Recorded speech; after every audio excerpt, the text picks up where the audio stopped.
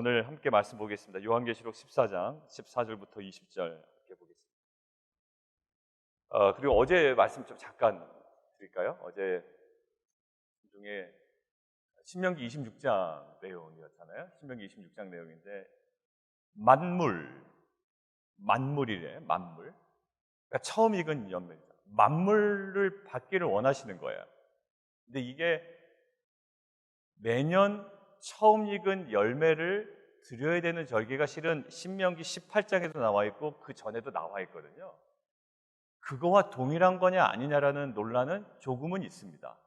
그런데 많은 학자가 그거와 동일한 거일 수도 있고 아닐 수도 있는데 더 확실한 것은 어제 읽은 본문의 핵심은 너희가 내가 약속한 땅에 들어가서 그 만물을 드려라라는 거거든요. 근데 어제의 핵심은 뭐냐면 만물을 드려라라는 것이 앞뒤에 딱 걸쳐져 있는데 오히려 그 본문의 내용이 상당 부분은 어느 부분에 초점이 맞춰 있다? 신앙 고백에 초점이 맞춰 있다라고 얘기해요. 그러니까 하나님께서 받으시려고 하는 건 눈에 보이는 만물이 아니었어요. 그리고 하나님께서 너희가 이것 때문에 감사해 줬으면 좋겠다라고 했던 그 대상, 감사의 대상이 만물이 아니었다고요. 사실 어떤 거죠? 하나님께서 우리 조상들에게 약속하신 땅에 하나님께서 허락하셔서 내가 들어왔습니다라는 거예요. 왜 이 고백이 중요할까요? 의심했거든요. 끝까지 40년 내내 의심했거든요. 이 땅 아닌가 봐, 이 땅 아닌가 봐, 이럴 순 없어, 이럴 순 없어, 애굽으로 돌아갈래. 항상 그 의심에서 벗어나지 못했거든요. 그러니까 우리가 과거에 의심을 가졌으면서 겨우 눈에 보이는 만물 하나 받았다고 만물에 대하여 감사하기를 원하는 하나님은 아니시라는 거예요. 우리의 신앙이 전인적으로, 이 근원적으로 회복되기를 원하시는 거예요. 그래서 만물 드릴 때 어떤 고백을 해라? 신앙 고백을 해라. 너 다 과거에 했던 거 되돌려놔. 이 땅 아닌 것 같은데 또 환란의 시기, 방황의 시기에 대한 의심도 있었거든요. 이러한 시기가 과연 의미가 있는가라는. 근데 그 환경에 그 방황의 시기에 대한 의심도 해소시켜 나가는 것, 그러한 신앙 고백이 중요하다는 거예요. 그러면서 토요일 날 저희 그 성도님 한 분이랑 식사를 하다가 이제 이야기를 나눌 때가 있었는데요. 침례 요한의 제자들이 있거든요. 침례 요한의 제자들. 침례 요한의 제자들이 예수님께 와서 물어봅니다. 뭐라고 물어볼까요? 오신다는 그분이 당신 맞습니까? 라고 해요. 그게 뭘까요, 과연? 어떤 행위입니까? 의심 행위거든요. 왜 의심하게 됐을까요? 예수님이 잘 나갔다면 의심하지 않았을 거예요. 침례 요한에게 핍박이 오지 않았으면 의심하지 않았을 거예요. 근데 딱 어느 순간 의심합니까? 본인 생각과 다르고 어제 제가 두 번째 주제를 잡았던 것처럼 방황의 시기를 딱 경험하니까 의심하는. 오신다는 분 당신 맞습니까? 여러분들 의심이라는 주제는요, 우리에게 끊임없이 다가오는 주제인 것 같아요. 근데 우리 성도님하고 식사를 하면서 이야기를 나누다가 예전엔 의심이 많았습니다. 근데 지금은 어느 정도 회복이 되었습니다. 그래도 의심이 또 드네요. 이렇게 얘기하더라고요. 그래서 제가 말씀드렸습니다. 의심은 우리가 아마 천국 갈 때까지 순간순간 될 겁니다. 상황이 어려워지면 또 의심이 들 것이고, 또 관계적으로 어려움을 겪으면 의심이 들 것이고, 나에게 경제적인 부족이나 또 많은 상황들이 있잖아요. 근데 중요한 건 의심이 드는 것이 문제가 아니라 의심에 대한 처리가 중요합니다. 의심 드는 것 가지고 막 자책할 필요는 없어요. 왜? 저도 실은 의심이 들거든요. 하나님이 저 영혼 구원시키실까? 의심이 불현듯 든다고요. 정말 우리 교회 공동체가 정말 하나님께 쓰임받을 수 있을까? 내 자녀가 정말로 신앙적으로 이 모양인데 회복될 수 있을까? 내 남편이 뭐 여러 가지 의심이 들잖아요. 내 비즈니스, 내 관계. 근데 실은요, 의심의 문제가 아니라 의심에 대한 처리가 중요해요. 그래서 하나님께서 어제 받기를 원하셨던 것은 만물이 아니었어요. 만물이요, 실은. 만물 주어져서 그 만물이 전부는 아니거든요. 첫 소산밖에 안 돼요. 근데 만물을 가지고 무엇을 교정하기를 원하셨어요? 우리의 근원적인 신앙 고백을 완전 통째로 뿌리 깊게 바꾸기를 원하셨다. 그 의심이 회복되지 않고 그냥 뭐 하나 주어지는 드려지는 감사, 이거 하나님 원치 않으셨다고. 오늘도 우리에게 끊임없이 의심이 들 겁니다. 딱 어느 상황 가면 예민해진다고요? 의심이 들어요. 근데 우리는 그 의심을 솔직하게 하나님께 가지고 나아가서 그 의심에 대한 처리. 그래 예수님 대답하시죠. 너희가 무엇을 구하려고 광야에 나갔더냐. 아주 근본적인 질문을 툭 던지시는 거예요. 그렇겠구나. 다시금 돌이키는 거죠. 우리에게 대격적으로 다가오는 그 의심, 이것이 믿음 안에서 특별히 언약 안에서 회복되어지고 또 그것들이 어제 성경 말씀처럼 해소되어지는 온전한 신앙 고백으로 다시금 우리 가운데 올려지는 귀한 은혜의 기간이 되기를 원합니다. 오늘 함께 말씀 보겠습니다. 오늘 여러분들 마태복음 13장에 보면 마지막 종말의 때를 뭐라고 표현하냐면 추수로 표현합니다. 여러분들 마태복음 13장 한번 보실래요? 마태복음 13장. 마태복음 13장 우리 27절부터 30절 한번 천천히 읽어보죠. 이게 이제 예수님께서 제자들과 대화 나누실 때 그 내용들입니다. 같이 한번 읽어보겠습니다. 시작. 집 주인의 종들이 와서 말하되 주여 밭에 좋은 씨를 뿌리지 아니하나이까 그런데 가라지가 어디서 생겼나이까 주인이 이르되 원수가 이렇게 하였구나. 종들이 말하되 그러면 우리가 가서 이것을 뽑기를 원하시나이까 주인이 이르되 가만두라. 가라지를 뽑다가 곡식까지 뽑을까 염려하노라. 둘 다 추수 때까지 함께 자라게 두라. 추수 때에 내가 추수꾼들에게 말하기를 가라지는 먼저 거두어 불사르게 단으로 붓고 곡식을 모아 내 곡간에 넣으라 하리라. 예. 여러분들 이 구조는 잘 알고 있어요. 언제까지 미루신다고요? 예, 끝까지, 추수 때까지. 자, 추수 때까지 미루신다. 요 그림 하나 가지고 계시고요. 이 추수하니까 우리가 절기 얘기를 아니할 수가 없습니다. 자, 절기 때 중요한 절기들이 있었는데 중요한 절기들은 무엇과 연결되더라? 예수 그리스도의 구속사와 정확하게 연결되더라. 우리가 레위기 때 아주 정리를 하고 갔습니다. 유월절은 무엇과 연관됐죠? 유월절이요. 예수 그리스도의 죽음이었습니다. 자, 그리고 유월절이 지났습니다. 이제 무교절로 막 들어가요. 유월절과 연결돼서. 근데 무교절 그 기간 중에 안식 후 다음 날이 뭐죠? 초실절입니다. 우리가 안식 후 다음 날 어떤 일이 벌어졌나요? 신학시대 때 예수 그리스도의 부활이 일었습니다. 그래서 초실절, 첫 열매, 이것은 신약시대에 와서 부활의 첫 열매 대신 예수 그리스도를 상징합니다. 그러니까 유월절은 예수 그리스도의 죽음이요, 구약의 초실절은 예수 그리스도의 부활을 상징하죠. 그러다가 77절은 무엇을 상징할까요?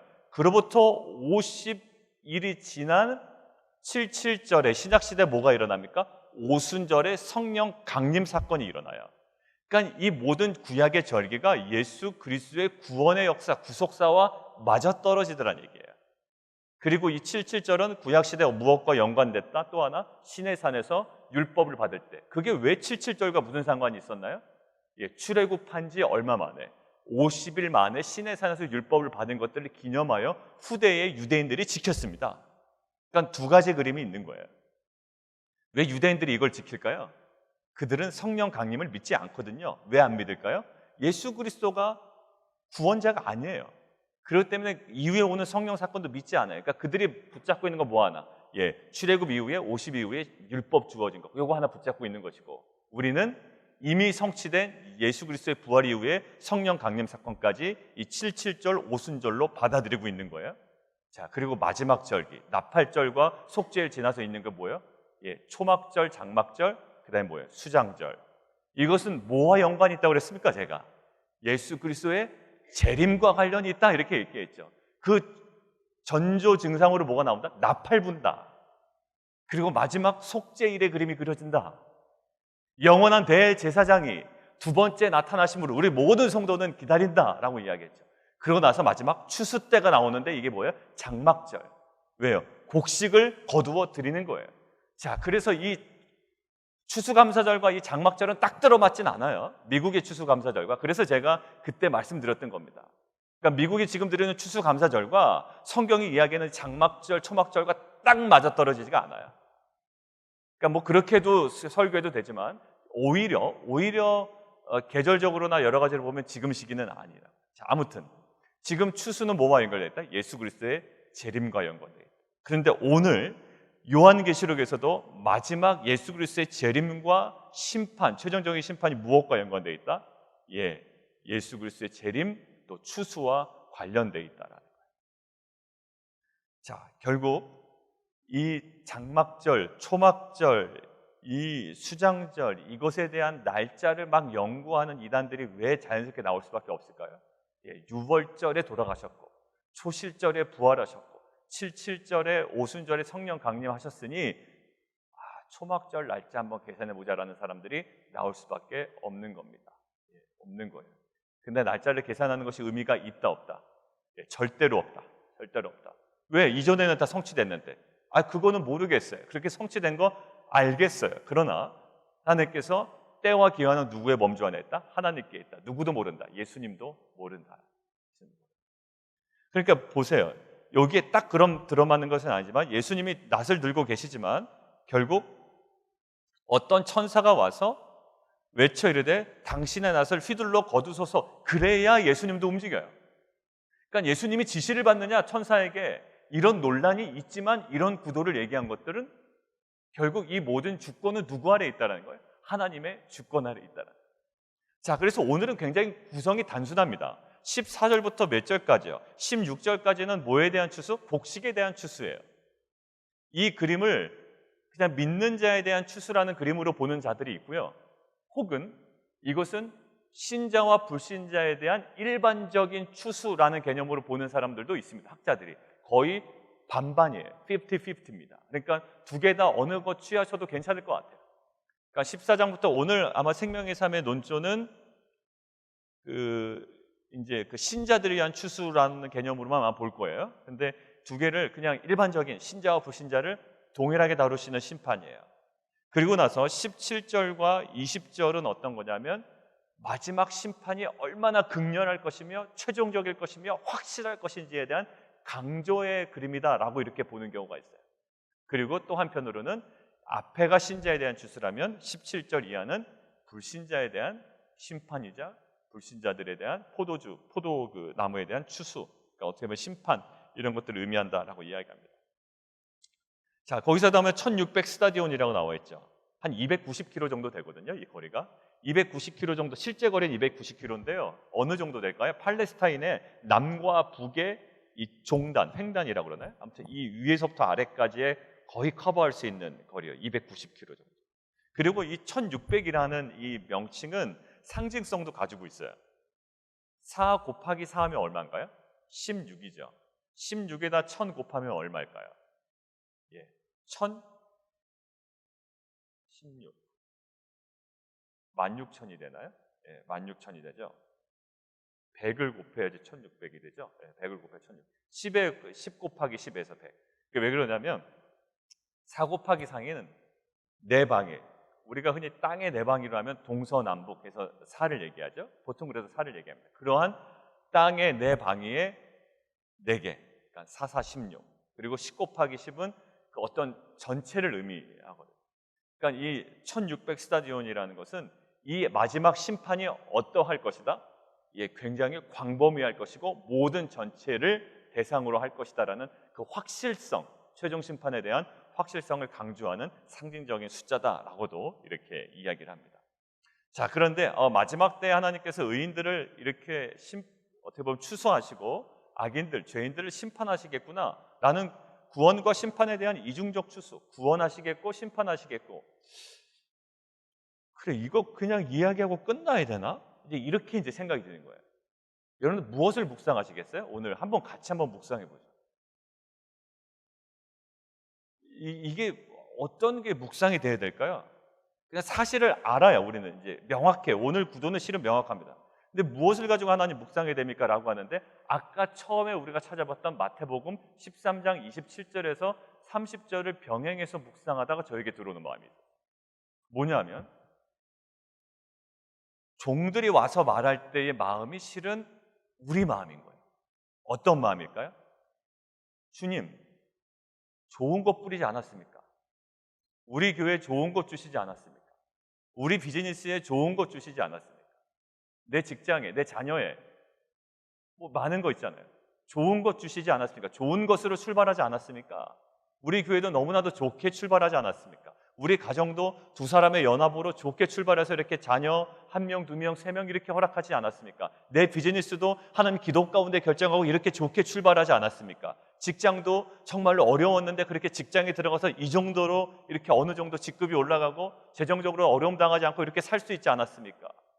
그런데 질문이 드는 거예요. 그런데 가라지가 어디서 생겼습니까? 여기서 이제 묵상이 되는 거예요.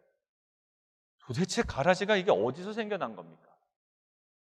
하나님 좋게 시작됐지 않았습니까? 도대체 가라지가 어디서 생겼나이까? 28절에 이렇게 나와 있죠. 주인이 이르되 원수가 이렇게 하였구나. 그러면 우리가 당연히 뭐라고 얘기할까요?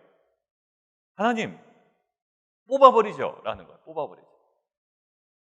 근데 주인이 이렇게 얘기합니다. 가만두라. 가만두라. 가라지를 뽑다가 곡식까지 뽑을까 염려하노라.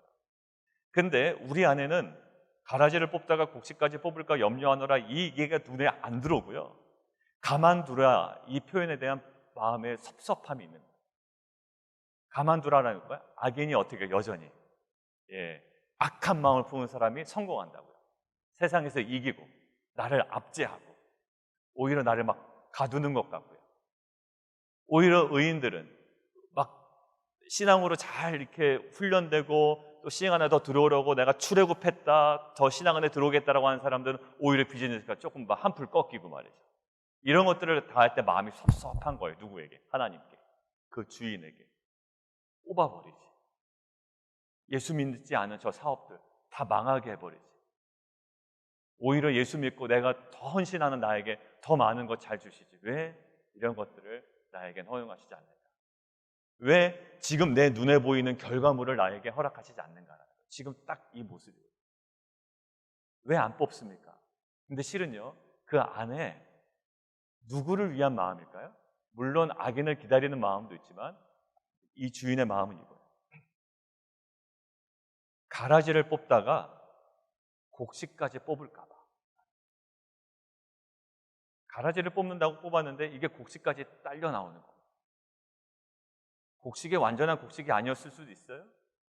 그리고 아마 추수 때가 아니었을 수도 있습니다. 그리고 곡식이 또 가라지와 연결되어 있을 수도 있죠. 그래서 30절에 나와 있어요. 둘 다 추수 때까지 함께 자라게 두라. 실은요, 가라지도 자라요. 우리가 볼 때 그게 제일 힘든 거예요.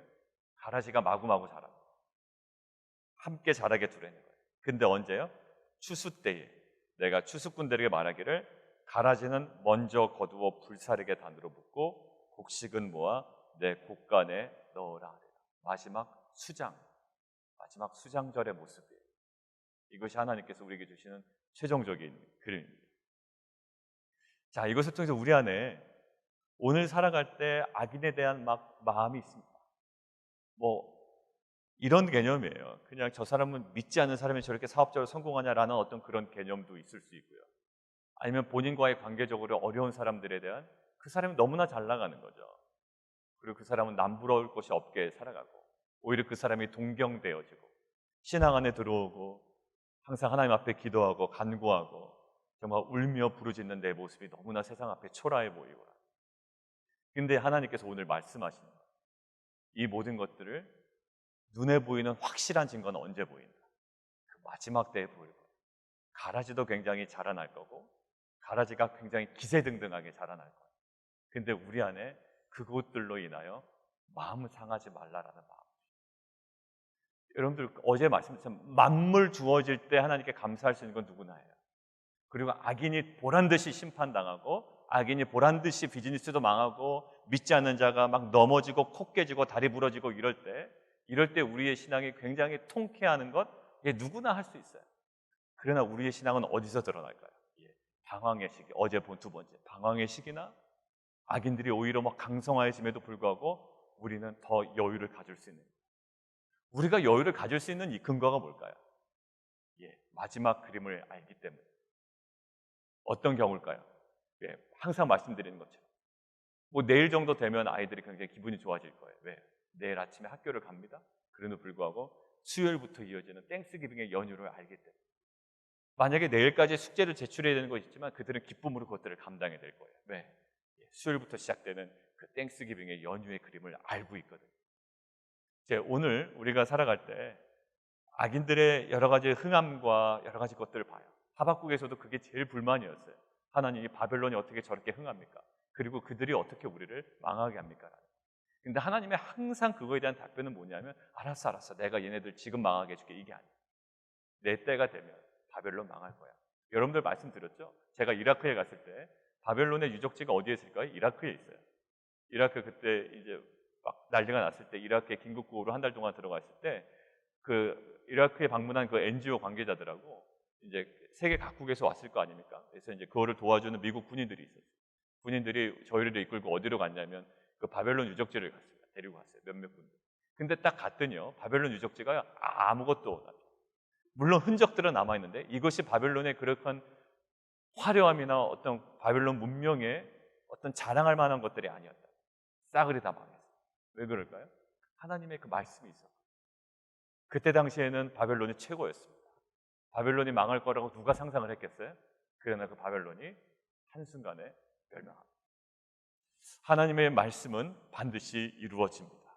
오늘 우리가 이해하지 못하고 악인들의 흥함이 우리 눈에 보여도 또 우리가 그들에게 오히려 눌려있는 상황처럼 보여도 우리는 오히려 그때 감사할 수 있습니다. 어제 핵심이었어요. 만물이 없어도 우리는 감사할 수 있습니다. 왜냐하면 하나님의 언약의 말씀은 반드시 성취될 것이기 때문입니다.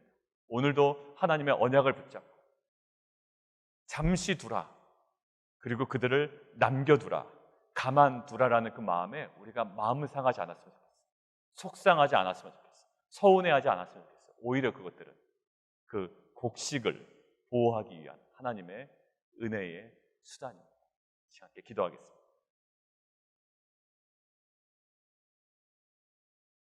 시간 함께 기도할 때 가라지도 마구 자라납니다.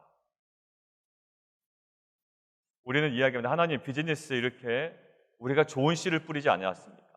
우리 가정에 이렇게 좋은 씨를 뿌리지 아니하였습니까? 하나님, 내 학업 속에, 나의 직장 속에, 또 나의 비전 속에 하나님 좋은 것들을 뿌리지 않았습니까? 그런데 왜 갑자기 어디서 이렇게 가라지가 났습니까? 원수가 심었다. 뽑을까요? 내버려 두라. 왜 내버려 둡니까? 근데 하나님은 가라지를 뽑다가 곡식까지 뽑을까 염려하는 마음에 마지막까지 내버려 두라고 하죠.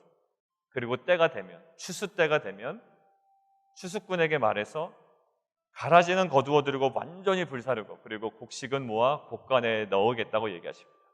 근데 이 그림이 요한계시록의 마지막 구원과 심판의 그 이중적인 추수의 모습에 고스란히 담겨 있습니다. 우리는 이 구원과 추수의 그 마지막 하나님의 그 심판과 그 재림을 소망하는 자임을 믿습니다. 오늘 우리가 경험하는 그 악인의 흥황함과 그 악인의 번성과 또 그들의 우리를 향한 여러 가지 모든 자행되는 일들을 향하여 우리가 하나님 민감하게 반응하기보다 그 모든 하나님의 그 역사가 그 상황 가운데서도 주도적으로 지금 진행되고 있음을 하나님의 언약을 붙잡고 소망 가운데 다시 한번 승리하는 귀한 인생 되게 도와주십시오. 함께 기도하며 나아가도록 하겠습니다. 우리 또 함께 기도할까요? 우리 이종호 선교사님 이제 그 항암 치료하는 그 약들이 잘 선정되어야, 잘 결정되어야 된다고 합니다. 하나님 그 의사를 통하여 치료되는 모든 그 약품들 잘 결정되게 하시고 또 하나님 우리가 좀 단순하게 기도했죠. 지난주부터 하나님 살려주시고 주님 회복시켜 주십시오. 우리가 기도해 주시고 최영미 권사님 교통사고 이후에 또 심신의 회복을 위해서 우리가 함께 좀 기도했으면 좋겠습니다. 함께 좀 기도하겠습니다.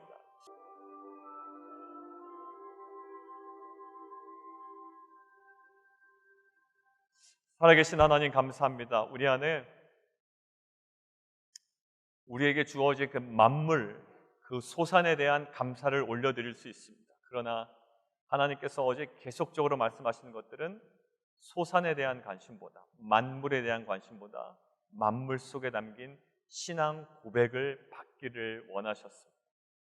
우리가 의심했던 부분입니다. 항상 땅에 대해서 의심했습니다. 이 땅 맞는가? 이 땅 맞나? 정말 맞나? 아닌 것 같은데, 애굽으로 돌아가야 될 것 같은데, 의심에 대한 해소 없이 그저 만물에 대한 감사 원치 않으셨습니다. 그리고 방황에 대한 시기가 있었습니다. 아람 사람 그 야곱이 방황했던 20년의 시기가 있었고, 애굽의 압제에 시달렸던 그 방황의 시기가 있었습니다. 그런데 그 방황의 시기에 대한 의심도 해소하기를 원하셨습니다. 너무 돌아갔나? 또 돌아가게 하시나? 이 방황의 시기에 담긴 하나님의 놀라운 힘과 섭리가 있습니다. 하나님 또한 오늘 본문에서도 마찬가지입니다. 지금 악인들이 이렇게 번성하는 것, 그 상황에 대한 의심이 또 듭니다. 그런데 하나님은 이 의심을, 하나님께서 결국 말씀을 성취하실 그 마지막 최종적인 그림을 바라보며 의심을 지워나가고, 또한 하나님의 그 말씀의 머무름을 통해 하나님 이 땅의 삶을 살아나고 승리하기를 원합니다. 하나님, 우리 안에 계속적으로 도전하는 수많은 끊임없는 의심들을 정말 하나님 앞으로 언약으로 나가게 하시고, 그 언약 가운데 이 모든 의심들을 해소하며 해결하며 살아 승리하는 귀한 공동체 되게 도와주시옵소서. 하나님, 특별히 우리 이종구 선교사님, 주님 좋은 또 치료에 합당한 약이 의사를 통하여 골라지게 하시고, 하나님 선택되게 하시고, 하나님 치유하여 주시고 회복시켜 주시고 주님 살려 주시옵소서. 최영미 권사님 또 교통사고 후에 여러 가지 심신의 하나님 회복과 또한 안정과 쉼을 허락하여 주시고, 정말 하나님의 은혜로 덮어주셔서 정말 이전보다 더 귀한 것들을 발견하고 하나님 그 모든 것들을 통하여 감사가 회복되어지며 하나님 그 은혜가 임하는 귀한 생애 또 귀한 시기 될 수 있도록 인도하여 주옵소서. 감사드리며 예수 그리스도의 이름으로 기도드리옵나이다.